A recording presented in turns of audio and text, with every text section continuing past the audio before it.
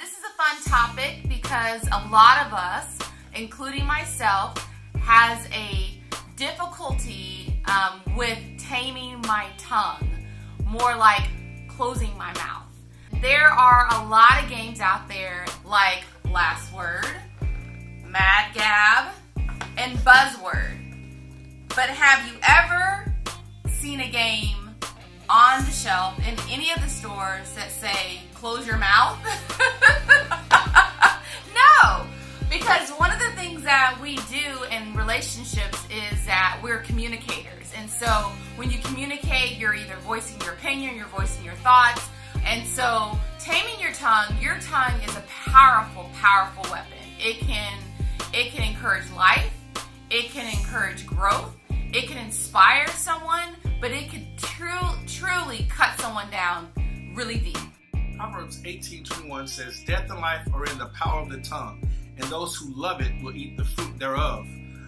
One thing you have to come to grips with, and I know I can speak for myself personally, is there's the old saying, if you can't say anything nice, don't say anything at all. There is some truth to that, but then again, there's some disagreement to that, because there are going to be some times that things need to be said that are not going to be nice. However, you do have to watch how you say certain things. Sometimes it's not what I say to Kara, it's how I say it to her that can really make a big difference. But death and life are in the power of the tongue. With the same tongue, we can speak life, but also we can speak death. So we have to watch what we say and be careful how we use our words and how we communicate to one another. When you think about that, you really want to make sure that if you're in a relationship, you want to speak life in the relationship, because those words that you say, good or bad, are lasting impressions in the relationship, and you can't get those back, especially when they're negative words. But if you're saying words that are demeaning and disrespectful and condescending and rude, that really does cut someone deep. Women are more delicate than men.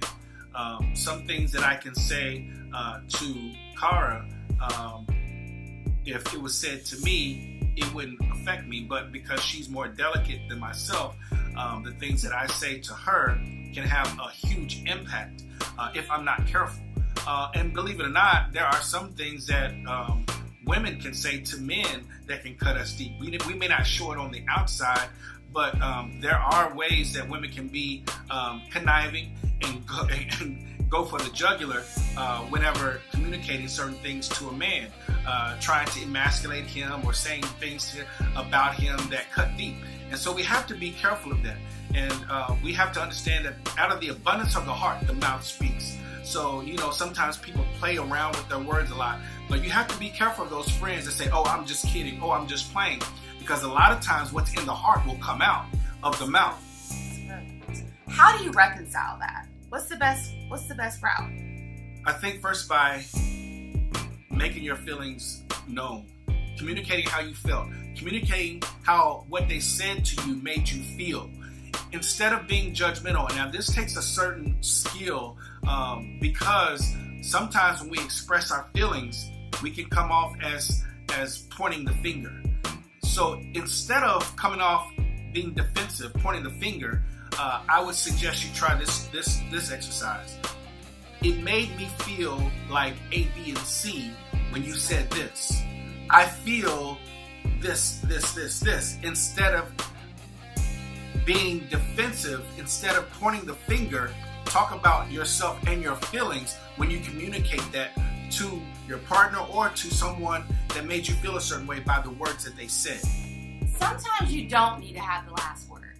Sometimes you just need to be quiet and just be still and just be observant and listen. If you are piercing me with your words and I choose the posture of just sitting there, the dynamics will shift in some way. Well, let's take it a step further.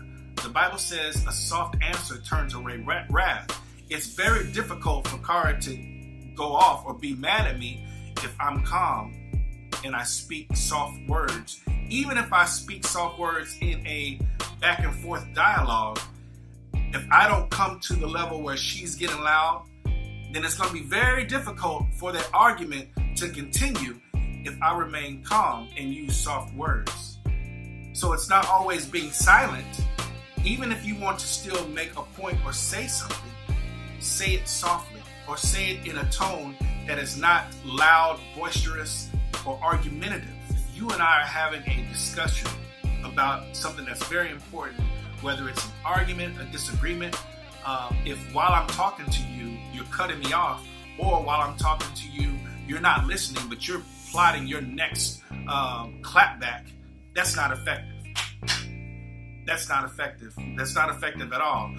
In fact, sometimes that could ruin the whole conversation if I'm opening up and I'm sharing my heart with you or sharing my feelings with you, but you're constantly cutting me off, or you're constantly being defensive or justifying the thing that you did, then that's not going to help the conversation at all. That's good. So we appreciate you tuning in.